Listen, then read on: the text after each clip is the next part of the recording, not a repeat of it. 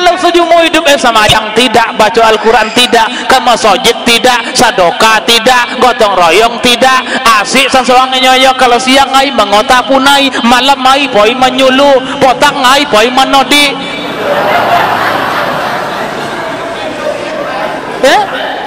Asik pompa dalam hutan susuk sasap, gotong royong. Ya, hayya 'alal falah.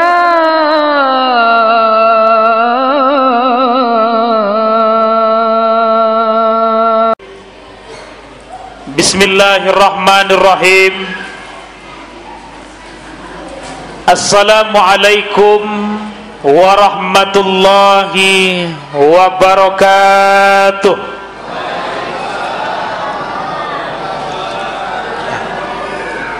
Bapak Ibu yang saya muliakan, hamba buka dengan bobale pantun tadi. Ya tak apa-apa dipancing-pancing. Boleh? Pelalawan terkenal dengan ombak bono. Dia dijawab cakap. Kena balik lagi. Pelalawan terkenal dengan ombak bono, mengalir airnya dari Kuala Terusan. Menengok ambo ceramah pada malam hari kon namanya Rudi Hartono. Semoga Bapak Ibu sekalian indaklah bosan. Karena lah kodap kemarin.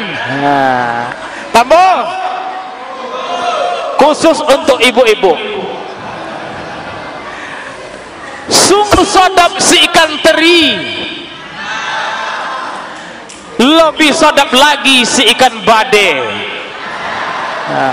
Sungguh senang hati ambo pada malam hari ini melihat wajah ibu-ibu samodel cahaya bulan 4 boleh. Suku hati ya kan? Suku apa? Cuma ada lagi satu pantun. Sungguh manis sebuah jeruk dihidangkan orang di dalam cawan, tapi kalau ibu-ibu saat ceramah itu mengantuk, maka wajahnya berubah model bulan ditutup awan. Golap ya lagi kan. Lah, maka pada saat ceramah jangan ngantuk. Kalau mengantuk, yang model cahaya bulan 4 boleh tadi berubahlah menjadi semodel bulan ditutup awan. Golap ya lagi. Lah, Bapak Ibu para jemaah yang saya muliakan, sekali lagi yuk sama-sama kita bersyukur kepada Allah. Alhamdulillahirabbil alamin. Kita semuanya bisa hadir di masjid ini dalam keadaan sehat walafiat. Semoga kita dibahagiakan oleh Allah Subhanahu wa taala, dan sepulangnya kita dari masjid ini semua dosa-dosa dan kesalahan kita berserakan jatuh dan diampunkan oleh Allah Subhanahu wa taala. Itu yang paling penting. Ya. Ya Bu ya. Karena kita hidup di atas dunia ke Bapak Ibu yang saya muliakan, kita selaku manusia ke banyak silap salah kita. Model manapun tingginya ilmu kita, tak punya ilmu kita, kaya kita, miskin kita, tua kita, muda kita, ustadz kita, ulama kita, preman bose kita, samoyo, tak ada yang luput daripada salah dan dosa. Itulah tempatnya manusia tadi. Cuma yang membedakannya adalah adakah kesadaran terhadap orang-orang itu untuk merasa dirinya bersalah dan berdosa. Ini kan penyakit kini kan itu banyak berdosa tapi masuk tak berdosa. Kemana aja mau ke masjid awak semayang aingka lah dulu. Apa gitu? Iya ke masjid awak aingka itulah salahnya. Sholat ingkak tuh bau syariatnya tuh. Kono iko tadi kayak kono diam aja.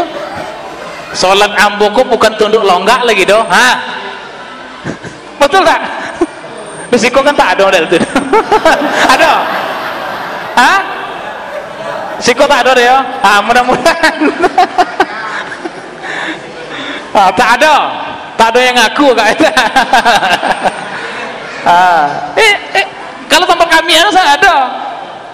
Mau kita sholat ke masjid, sholat lah ingkak, karena mau lepel mau tak sholat itu lagi dah. Ingkak tu sholat kulit bau tu. Kalau lihat kau sholat lewlah sholat hakikat lah. Pojaman mata ingat Allah, itulah sholat baginya tu. Begitu tinggi mulia. Kala Nabi Muhammad dia masih Allahu Akbar, sami Allahu liman hamidah, Allahu Akbar, masih tunduk longgak lagi. Kalau untuk gaek tadi itu pojam mata ingat Allah Ta'ala tadi, ala sholat lah. Ambo sampai gini belum dapat mulamu itu lagi. Mungkin ada yang belajar mau. Kalau ada lamu sih kamu mau belajar. Ya kan? Mana tahu kan sesakit pinggang. Sholat duduk lagi gitu. Lalu itu yang jadi persoalan. Terkadang kita ada salah, terkadang kita dosa, tapi terkadang tak mau kita mengakui kepada Allah Subhanahu wa Ta'ala, merasa diri kau bersih saja. Nah, oleh sebab itu kita berharap semua kegiatan yang kita kojokan, termasuk kita hadir di masjid ini, semoga ini menjadi asbab jikalau ada dosa dan kesalahan kita diampunkan oleh Allah Subhanahu wa Ta'ala. Amin ya rabbal alamin. Maka bersyukurlah. Kemudian selanjutnya salawat dan salam yang tiada bosan-bosan, yang tiada henti-hentinya. Allahumma salli ala sayyidina Muhammad wa ala ali sayyidina sallallahu ala Muhammad sallallahu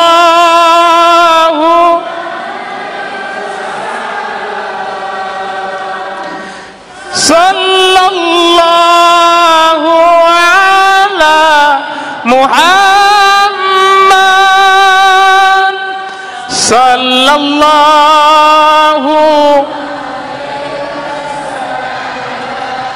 ya Nabi salam malaikat ya Rasul ya Abi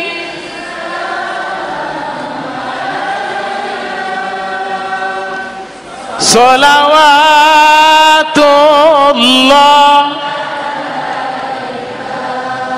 Sudah Bu, ada yang ngantuk? Kalau ngantuk ingat pantun tadi itu. Ya. Jadi Bapak Ibu yang saya muliakan, pada malam hari ini kan kita niatnya Isra dan Mi'raj Nabi besar Muhammad sallallahu alaihi wasallam.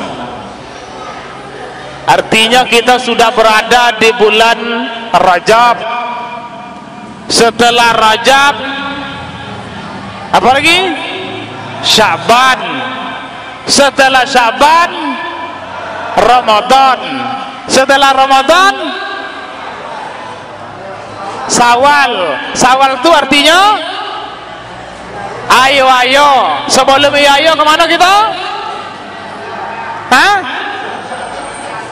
Cari baju. Cuma cari baju begitu arah keringat lagi. Kalau kau makan bau, kalau banjir kau tak siap. Mau lewat Taluk 2 boleh jam. Lalu jadi kita kok telah berada malam hari ini sudah memasuki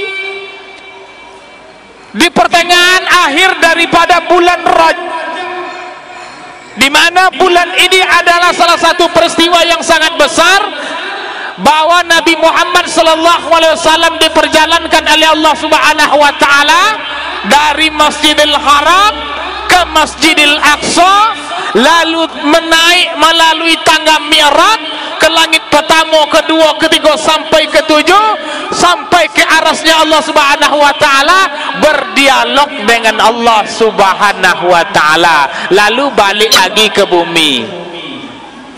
Akan lah siap dong. Lah siap kan? Kita tutup dengan doa. Jadi Bapak Ibu yang saya muliakan, begitu ceritanya. Isra dan Mi'raj itu berjalan. Ibu-ibu tadi, yuk kita mulai. Karena salah satu ceritanya itu hanya di dalam satu ayat saja, tepatnya pada surat. Surat apa bu? Ini tak konang lagi dong. Surat. Ibu-ibu. Aku kepentingnya maku kita Isra Mi'raj tiap tahun kan? Surat Al-Isra ayat ayat nampak jai mengikut ragu ya. Ambo ngikut tadi ayat yang pertama. Jadi satu-satunya ayat yang membahas, yang menceritakan secara umum perjalanan Isra Mi'raj itu ayat di ayat ini. Surat Bani Israel atau Al-Isra ayat yang pertama. Bismillahirrahmanirrahim. Subhanalladzi asra bi'abadihi lailan minal masjidil haram. Lailan minal masjidil harami ilal masjidil aqsa alladzi barakna haulahu linuriyahu min ayatina innahu huwas samiul dapat ujungnya di ir. Tak hafal pangkal ndak lah. Yang penting ujung. Ulang tuh, bapak huruf, dua hurufnya, asal hilang kan? Mudah-mudahan yang dua huruf itu terhitung sebagai amal ibadah. Coba bayangkan kalau maco dari awal tadi, lah bapak ibu yang saya muliakan. Jadi bapak ibu yang saya muliakan, maha suci Allah yang telah memperjalankan hambanya Muhammad pada sebagian malam minal masjidil haram ilal masjidil aqsa, dari masjidil haram ke masjidil aqsa yang diberkahi sekelilingnya. Demikianlah Allah hendak tunjukkan tanda-tanda kebesarannya. Sesungguhnya Allah itu adalah zat yang maha mendengar lagi maha melihat. Lah belum lah, ada model bulan tutup awan belum. Jadi bapak ibu yang saya muliakan, iko ayat yang citokan iko tadi. Nah cerita lengkapnya itu langsung Nabi sendiri yang mengungkapkan kepada para sahabat. Jadi pada pagi hari itu lalu Nabi ceritakan kepada para sahabat apa-apa yang terjadi, mulai dari beliau dipersiapkan sampai beliau di Masjidil Haram, kemudian menuju ke Masjidil Aqsa, memakai apa beliau, kemudian naik memakai apa, sampai ke langit yang pertama apa yang dijumpai, yang kedua, yang ketiga ke arasnya Allah, apa yang terjadi, apa yang didialogkan, sampai kembali ke bumi. Maka itu Nabi yang mengungkapkan, yang menceritakan kepada para sahabat-sahabatnya. Maka muncullah hadis-hadis tentang peristiwa perjalanan Isra dan Mi'raj itu. Alah, jadi bapak ibu yang saya muliakan, apa yang hendak kita ambil hikmahnya? Tidak banyak-banyak pada malam hari ini. Saya cuma ceritakan dua tema saja. Boleh bu? Mau? Di dalam sebuah kitab oleh Syekh Najamuddin Al-Ghaiti, beliau menceritakan sekurang-kurangnya ada 11 perkara. Ada 11 perkara yang diperlihatkan oleh Allah Subhanahu wa taala dalam perjalanan Isra dan Mi'raj Nabi itu. Di antara ke-11 perkara perkara itu apa sajakah dia? Pada malam hari ini kita citokan duo saja. Nah, Bapak duo. Nah, Bapak duo ikut poinnya masuk jangan dibawa pula ke nomor 2. Nanti ada yang mau video, ada video tak? Nah, selain video kami, nanti ibu-ibu video, awas Ustaz Rudi kok. Pas kamu menyebut duo, kenapa kan? Nah, dipotongnya tap, Ustaz Rudi kampanye nomor 2, share. 3 hari kemudian Ustaz Rudi Artono dipanggil. Tidak, kan begitu gini itu. Jadi duo maksud ambo itu poin yang kita citokan pada malam hari ini. Nah, Bapak Ibu yang saya muliakan, apa yang pertama?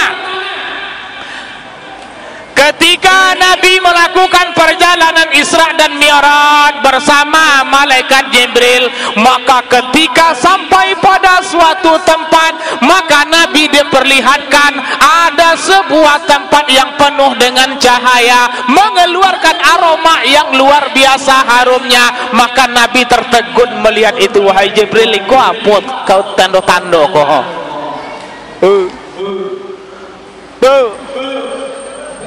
Tidur. Apa tanda-tanda kau wahai malaikat Jibril? Ada suatu tempat ini mengeluarkan aroma yang begitu harum sekali, cahayanya mantap. Maka apa kata Jibril? Wahai Muhammad, inilah suatu tempat, inilah makam seorang wanita yang soleha, karena di masa hidupnya istiqomah dengan ajaran Rabbnya Allah Subhanahu wa Ta'ala, walaupun pada akhirnya wanita ini direbus hidup-hidup bersama keluarganya. Siapa namanya? Siapa namanya? Siapa? Sito.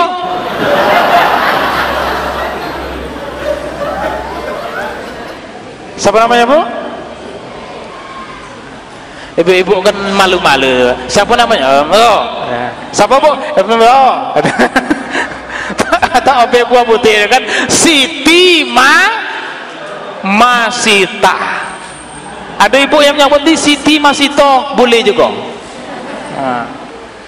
Jadi Bapak Ibu yang saya muliakan, apa maksud Allah Subhanahu wa Ta'ala menggambarkan ini, memperlihatkan ini kepada Nabi? Wahai Nabi, kata malaikat Jibril, inilah tanda, inilah balasan orang ini dahulu ketika hidup di dunia rela mempertahankan imannya, istiqomah kepada Allah, walaupun pada akhirnya suaminya, anaknya, bahkan dirinya akhirnya dilemparkan dalam kuali yang besar dengan air yang mendidih demi istiqomah atas ajaran kepercayaannya.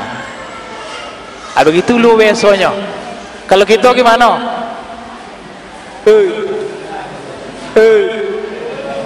Malam besok, malam ini Bapak Ibu, kita peringatan Isra Mi'raj, penceramahnya Ustaz Rudi Hartono, hadir ya. Yo, pas nak berangkat gerimis saya, tidak boleh ada gerimis. Gerimis baunya. Nah, begitu juga. Sholat ke masjid, mati lampu sedikit tak datang, banyak nyamuk. Subuh, soju. Zuhur masih di sawit, asar menimbang sawit, maghrib ulum balik dari sawit, isya muat sawit. Apa lagi? Subuh lah sampai pula ke dalam sawit. Tidak, itu bagi yang banyak sawit.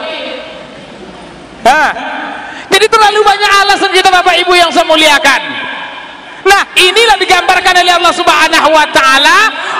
Orang jangankan karena hujan, karena gerimis, karena harta benda, nyawanya pun dipertaruhkan demi imannya kepada Allah. Yang kita tahu cerita ini Bapak Ibu, Siti Masita ini adalah seorang yang mengurusi anak Raja Fir'aun. Maka pada suatu ketika, singkat cerita, pada saat menyisiri rambut anak Fir'aun ini tadi, jatuhlah sisirnya. Namun pada saat terjatuh itu dia kaget, lalu disebutnya nama Allah. Terdengar ada raja. Apa kata raja? Panggil Siti Masita. Kenapa? Karena dia telah menyebut nama Tuhannya, karena dia mengakui ada Tuhan selain aku, kata Fir'aun. Karena apa Bapak Ibu? Fir'aun ini saking kuasanya, saking kaya rayanya, saking banyak pengikutnya, bukan saja sombong, tapi sampai mengakui dirinya sebagai Tuhan. Begitu luar biasanya. Kalau sombong masih biasa, angkuh masih biasa, ikolah mengaku sebagai Tuhan. Aku luar biasanya.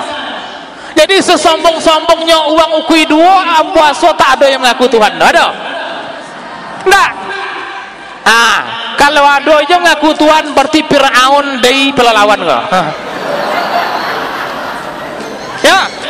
Jadi ibu-ibu, sekayo-kayonya ibu-ibu, setingginya pangkat bapak-bapak, sebanyak-banyaknya kebun ladang pengikut, belum ada yang mengaku sebagai Tuhan lagi dong. Fir'aun kok tadi saking kuatnya mengaku sebagai Tuhan. Kenapa? Apa kata Fir'aun? Kalau Tuhan kalian tuh bisa menghidupkan, mematikan, saya juga bisa menghidupkan dan mematikan. Bagaimana caranya? Dipanggilnya dua orang rakyatnya, ke sini kalian. Satu orang dibunuhnya, ini saya matikan. Satu orang diselamatkannya, ini saya hidupkan. Saya juga bisa. Begitu katanya. Ya? Yang satu dibunuhnya, yang satu diselamatkannya. Maka saya bisa menghidupkan dan mematikan orang. Begitu luar biasanya. Maka Bapak Ibu yang saya muliakan, dipanggillah Siti Masita tadi. Wahai Masita, saya dengar engkau sudah mengikut daripada Tuhannya Musa. Kalau kau tak mau keluar dari ajaran yang engkau anut hari ini, tidak mau mengakui saya sebagai satu-satunya Tuhanmu, maka engkau dan keluargamu akan kami lemparkan ke dalam kuali yang mendidih. Masita tetap tidak, katanya. Dilemparkanlah suaminya. Tung samodil ayam kenobui masuk. Masita tidak goyah. Lalu Bapak Ibu yang saya muliakan, Masita tidak goyah. Lalu dilihatlah di dalam pelukannya anaknya yang masih bayi, disambar anak yang masih bayi tadi. Masita, kalau kau juga tidak berubah, anakmu yang sedang kau gendong ini akan kami lemparkan. Coba bayangkan ibu-ibu itu. Anak yang dalam gendongan kita itu, yang kita rapatkan ke hati kita, ke dado kita, begitu lambang kasih sayangnya luar biasa.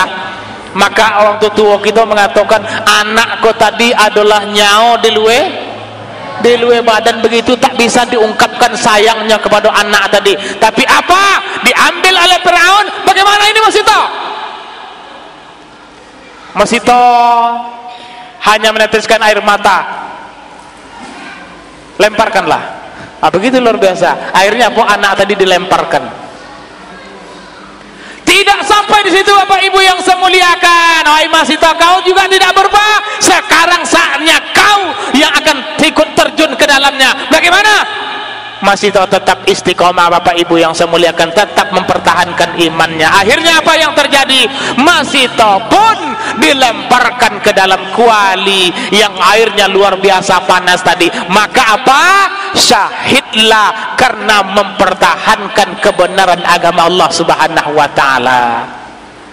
Lah, maka Bapak Ibu yang saya muliakan, yang dilihatkan oleh Allah tadi, siapa saja yang istiqamah, siapa saja yang tidak goyah imannya kepada Allah, maka mereka ini digambarkan orang-orang yang nanti mengeluarkan aroma yang sangat harum sekali. Orang-orang yang diperlihatkan kepada mereka makamnya mengeluarkan cahaya dan aroma yang harum, bentuk balasan dari Allah Subhanahu wa taala kepada siapa? Kepada siapa saja yang istiqomah dalam menjalankan agamanya. Perjalanan Isra dan Mi'raj itu 11 perkara yang diperlihatkan oleh Allah, itu pada intinya adalah untuk contoh umat nabimu kepada awak ko sasarannya.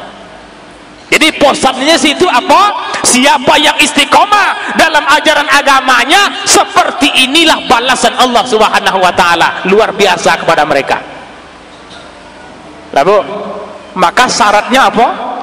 Malam hari ini Isra dan Mi'raj kita mengajarkan kepada kita, di dalam beragama kok, di dalam beribadah kok, kita mesti istiqomah. Jangan model tadi, subuh semayang, zuhur tinggal, asar hilang, asar semayang, maghrib hilang, masuk isya mato ngantuk.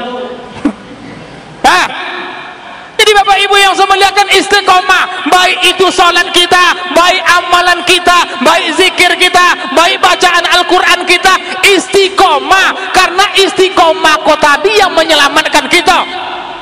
Betapa banyak orang mudah sekali beramal Bapak Ibu, baca Al-Quran, apalagi di bulan puasa itu 1 juz selesai.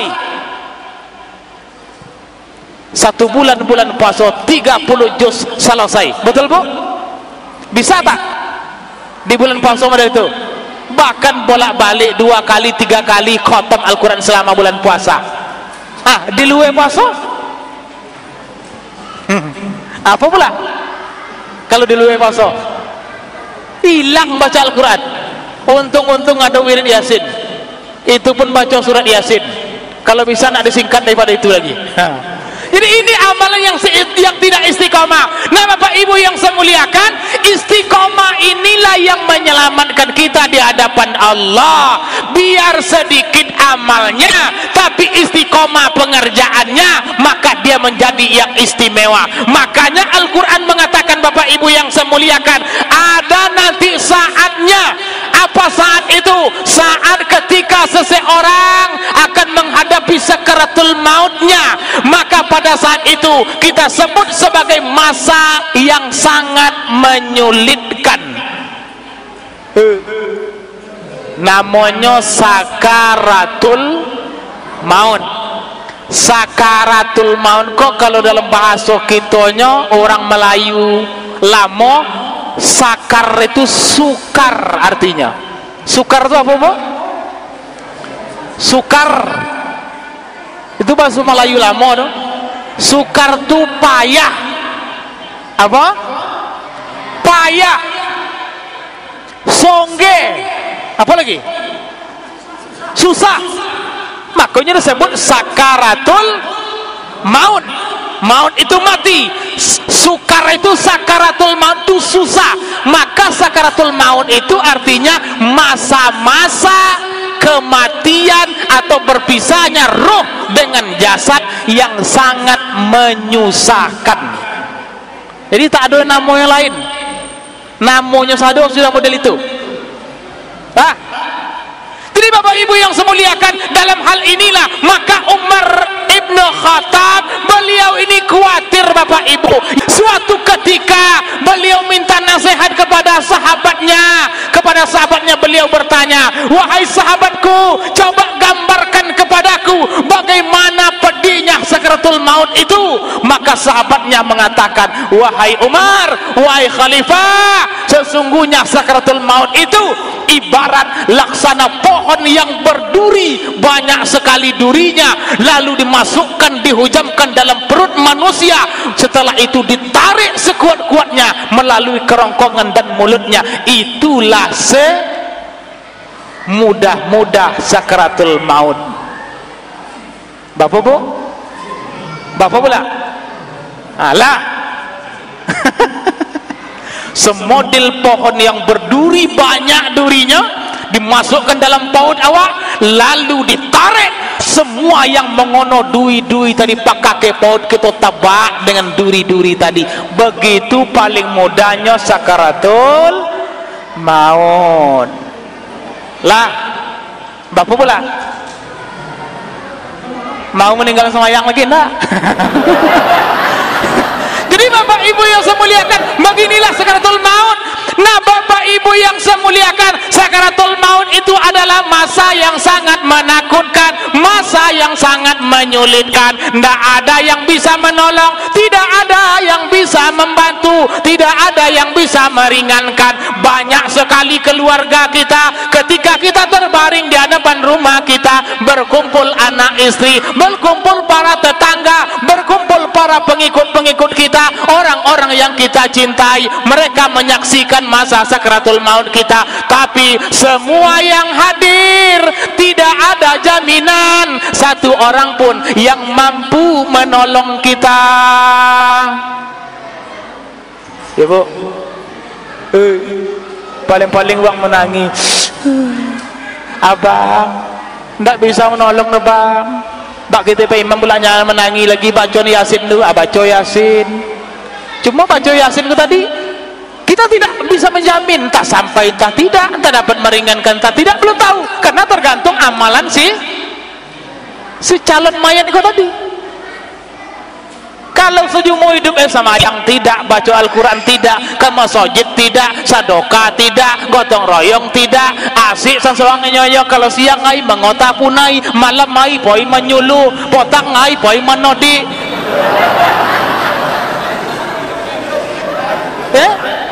Asik pompa dalam hutan susuk sasap, gotong royong. Ya, iya pak, bisiko ado gak itu? Ado ya. Kalau ado dongeng kau ceramah kau. Semayang lawang, gotong royong lawang, ke masjid lawang, puasa lawang, inyo nak menodi, menyulu ke sungai, sama dilantu kasih lah badan. Nah bapak ibu yang semuliakan, pada saat sakaratul maut dibacakan oleh Pak Imam Yasin, wal Qur'anil Hakim. Kekio nyambung tak? Kalau ukuran di kita kan itu, kalau Allah Subhanahu Wa Taala itu tidak tahu, mana tahu diberikan kasih sayangnya. Cuma dari penengokan kita semayang tidak, masjid tidak, uang pindah masjid itu apa? Sholat Jumat itu masjid kok ini datang sok mana uang kita datang kan? Kok sana mana masjid bau sana? Dia tak mana datang kan? Jadi bapak ibu yang saya muliakan kok. Jadi bapak ibu yang saya muliakan, dibacakan orang doa, dibacakan uang talqin, dibacakan orang Yasin pada saat yang menakutkan itu, belum tentu mampu menolong kita, tidak ada jaminan. Tergantung kuasa Allah Subhanahu Wa Taala. Apatah lagi semasa hidup kita tak pernah juga kita baca Yasin tuh. Hidup tak pernah baca Yasin, tak baca Al-Quran, tiba-tiba meninggal dibacakan Al-Quran, belum tentu. Nah bapak ibu, siapa yang bisa menolong? Anak belum tentu, istri belum tentu, pengikut belum tentu, orang kampung belum tentu, Pak Imam belum tentu. Tidak ada yang bisa menolong pada saat yang menakutkan itu, kecuali Allah semata-mata yang memberikan pertolongan kepada kita. Makanya dalam ayat yang Amba baca maghrib tadi, apa katanya? Innalladzina qalu rabbuna Allahu tsumma istaqamu tatanazzalu alaihimul malaikatu alla takhafu wa la tahzanu wa abshiru bil jannati allati kuntum tu'adun. Sesungguhnya orang-orang yang istiqamah, bertuhankan kepada Allah, mengaku Rabbnya adalah Allah, summastaqamu, lalu mereka istiqamah pada saat mereka menghadapi ajalnya, tatanazzalu alaihimul malaikatu alla takhafu wa la tahzanu. Allah akan kirim 2 orang malaikat untuk menghibur dia, membantu dia. Apa kata malaikat yang datang tadi? ala takhafu wa la tahzanu, wahai hamba jangan kau takut, jangan kau khawatir, wa abashiru bil jannatil lati kuntum tu'adun, berbahagialah dengan kabar surga yang akan diberikan kepadamu sebagai balasannya. Sedekah, malaikat langsung yang datang. Siapa yang menolong? Malaikat. Laki awak kemana?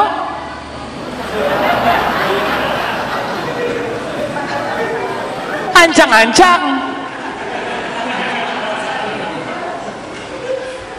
Ditanya oleh Pak Imam,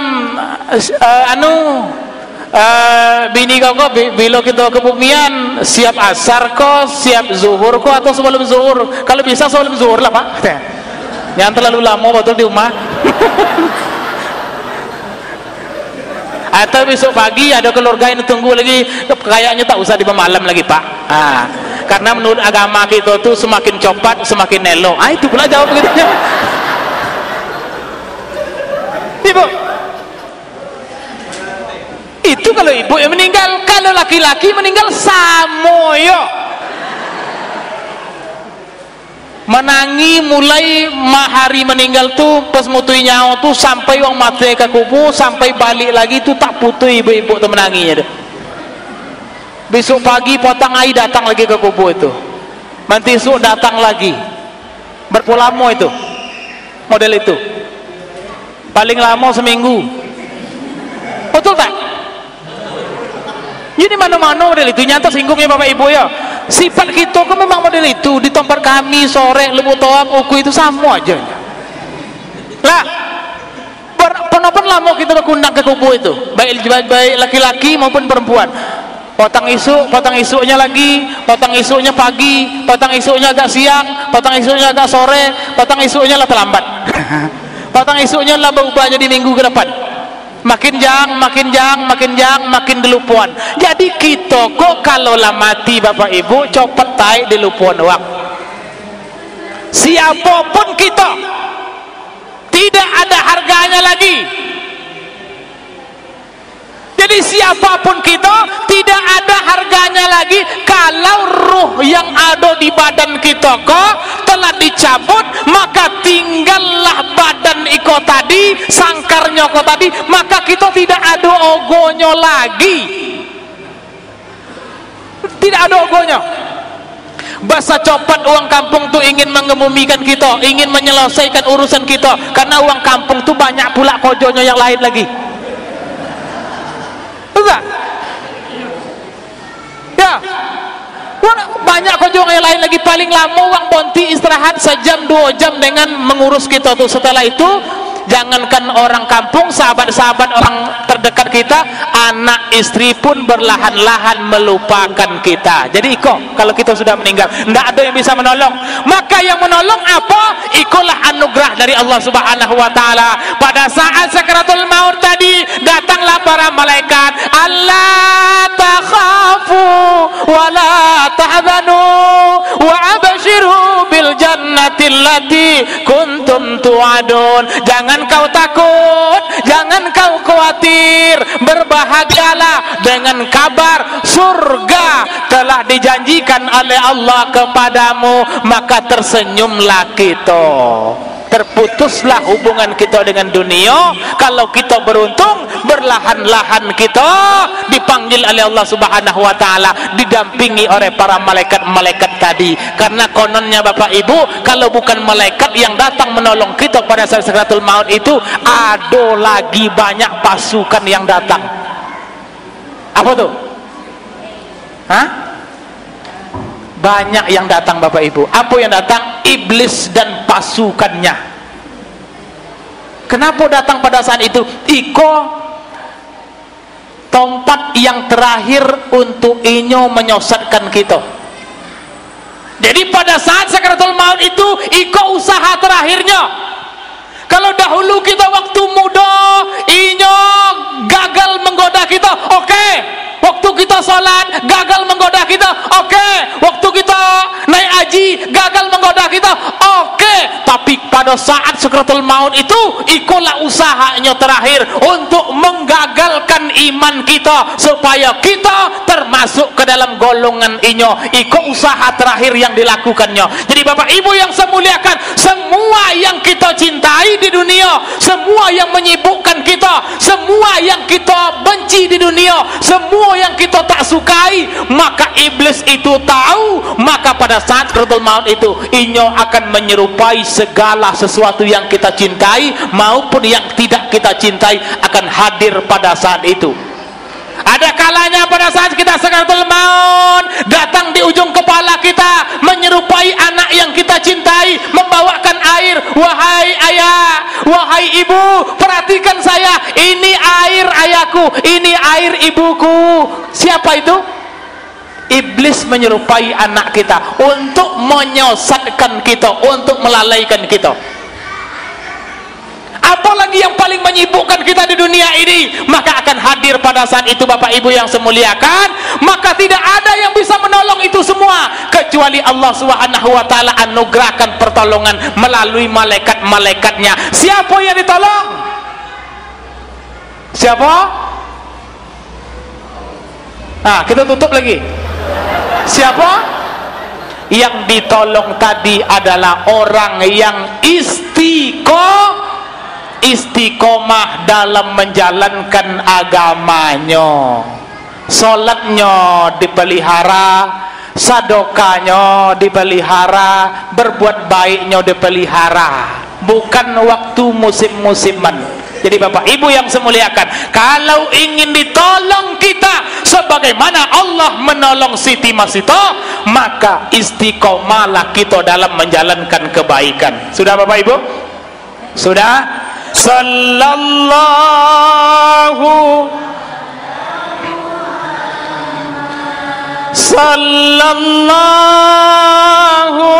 alaihi.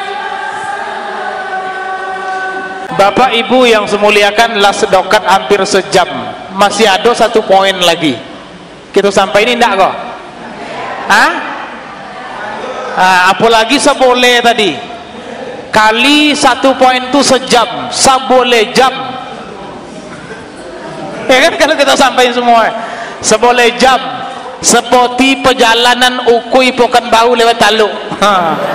Itu lamanya. Ibu, sebuah lagi atau esok baru kita ulang balik? Hah?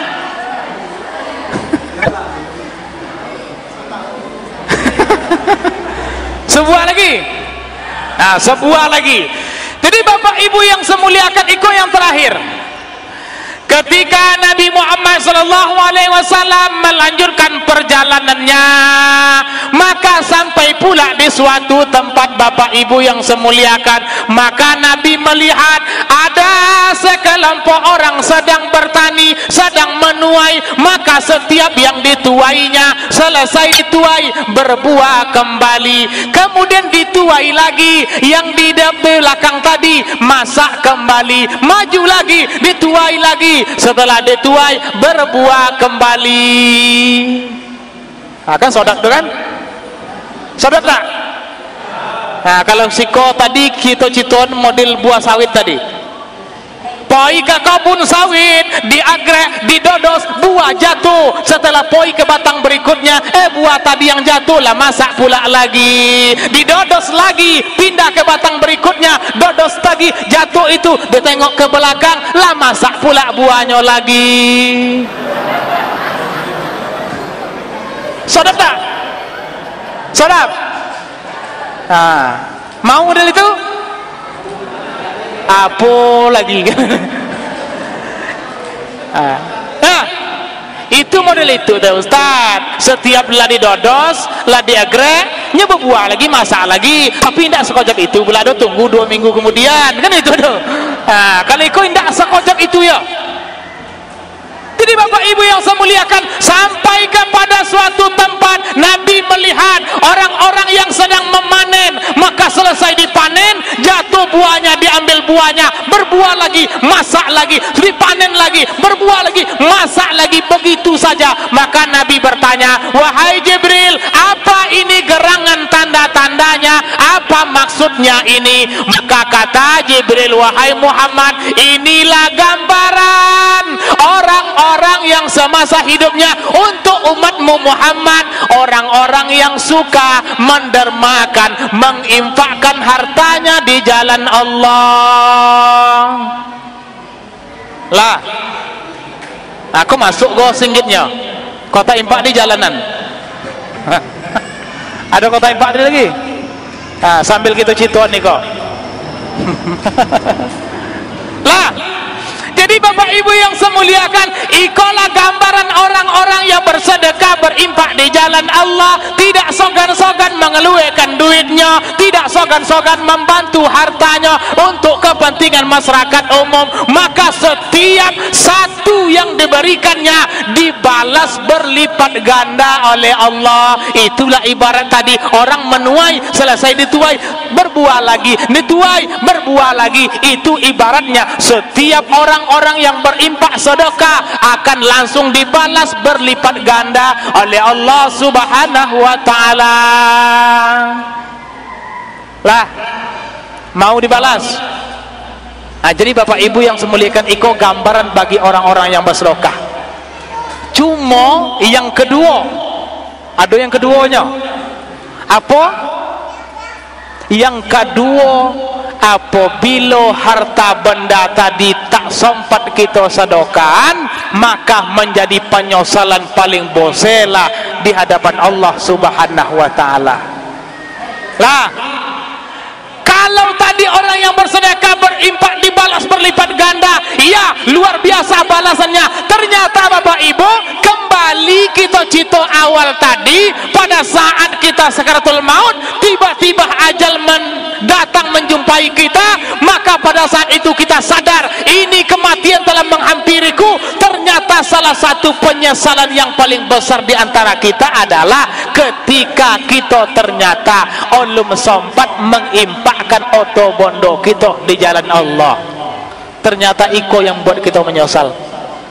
Bu, wa anfiqu mimma razaqnakum min qabli an ya'tiya ahadakumul maut fayaqula rabbi laula akhartani ila ajalin qarib fa asaddaqa wa akum minas salihin. Wahai hamba-hambaku, impakkan sebagian rezeki yang dianugerahkan oleh Allah kepada engkau sebelum datang kematian menjumpai di antara kamu. Kalau sudah datang kematian itu, apa yang kita katakan? Fayaqula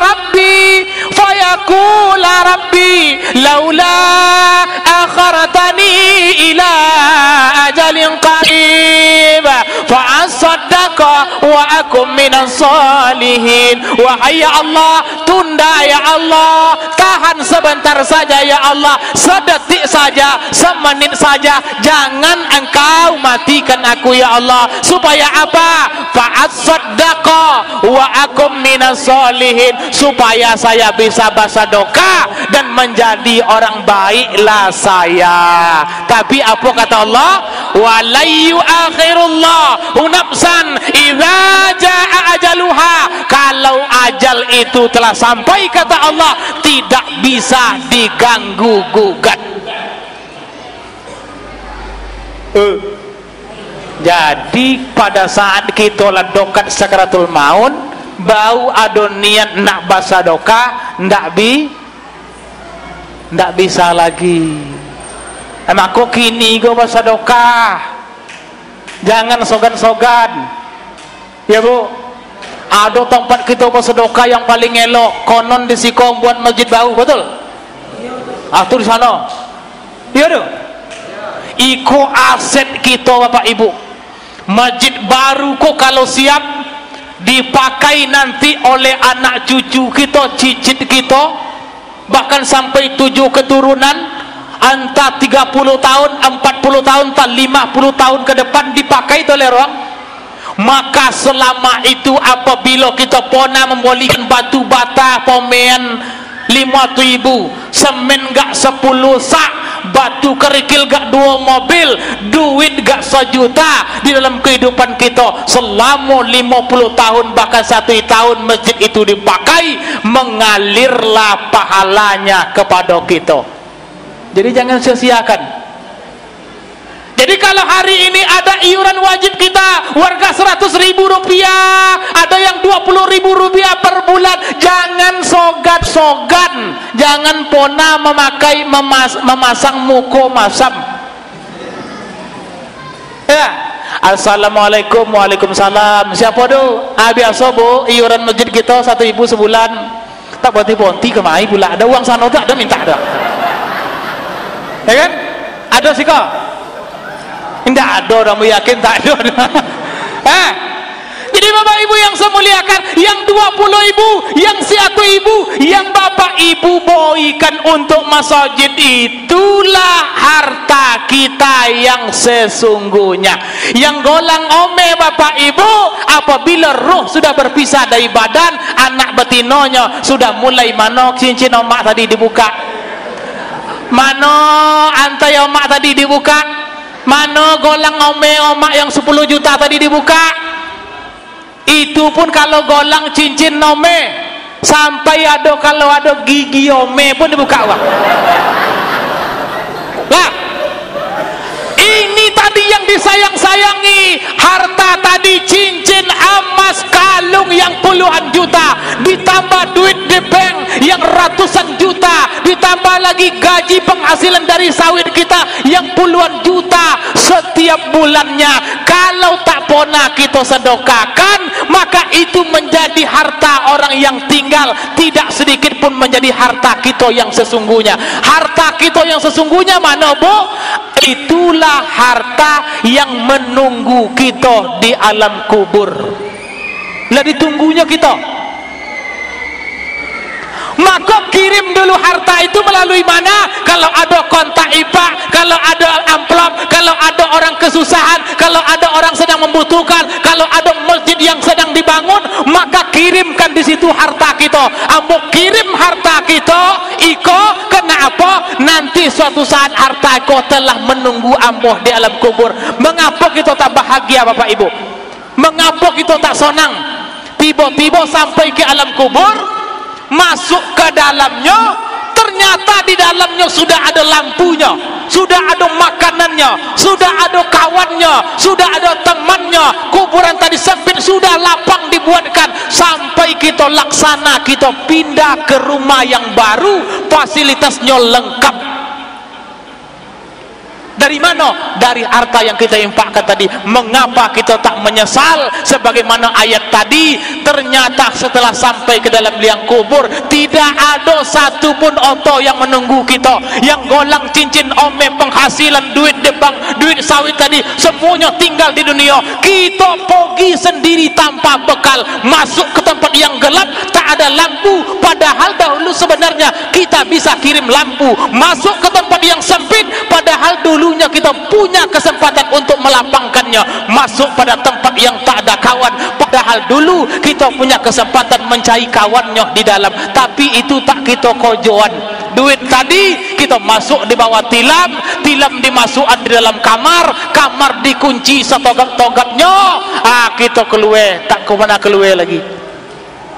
Cincin ome, semua yang kita cinta itu tinggal. Jadi bapak ibu yang saya muliakan, itulah mengapa kita menyesal, karena kita tidak pernah mengimpakkan harta kita. Yang kita tinggal banyak, yang kita bawa tak ada. Maka jangan bangga banyak duit di dompet, duit di bank, apalagi umur kita telah lanjut. Itu bukan punya kita, punya uang. Yang punya kita mana? Yang kita sedekahkan, yang kita impakkan, itulah yang menemani kita. Maka mulai malam ini jangan sogan-sogan kita. Kalau ada masjid yang sedang dibangun, berlombalah ambo sebanyak mungkin. Supaya apa? Supaya nanti ada orang sholat Allahu Akbar, dicapainya keramik itu, dicapainya tiket semayang itu, diputarnya keran tempat wudhu itu, dinyalakannya lampu itu, hidup kipas angin, hidup AC, semua yang berguna di situ. Kalau ada sumbangan kita, mengalir tauinya kepada kita, walaupun kita telah wafat puluhan tahun lamanya. Setiap tangan-tangan nanti yang mencapai keramik ko. Siapa yang dulu yang bolikan keramik ko? Siapa yang pernah berimpak di keramik ko? Kami solat tadi kami pegang, kita tinggal di situ sidik jari kami, itu menjadi saksi nanti. Ya Allah, ambo pernah solat di keramik ko. Begitu kita tangan ambo, bukan ambo lagi bercita. Al-yawma nakhtimu ala afwahihim wa tukallimuna aydihim wa tashhadu arjuluhum bima kanu yaksibun. Pada saat di hadapan Allah mulut dikunci, maka berbicaralah kedua tangan, menjadi saksilah kakinya terhadap apa yang dikonjokannya di dunia. Ambo sopona solat diukui dua, ambo memijak keramiknya, tangan ambo stempelnya tertinggal di situ. Siapa uang yang pernah mensedekahkan iko? Dari mana pasirnya? Dari mana tanahnya? Dari mana keramiknya? Siapa yang memberikan sumbangan, maka mengalir kepada inyo. Tangan ambo yang bercita di hadapan Allah Subhanahu wa taala. Kan bangga kita tuh. Nah, makanya mulai malam ini Bapak Ibu yang saya muliakan, inilah gambaran orang-orang yang suka mengimpak dan bersedekahkan harta bendanya. Semoga semua kita termasuk hamba-hamba Allah yang beruntung ketika nanti menghadap kepada Allah Subhanahu wa taala. Pertama, istiqomalah dalam menjalankan agama kita. Yang kedua, rajin-rajinlah berimpak sedekah, membantu orang-orang yang membutuhkan. Iko kunci kebahagiaan kita ketika kita menghadap kepada Allah Subhanahu wa taala. Sudah? Sallallahu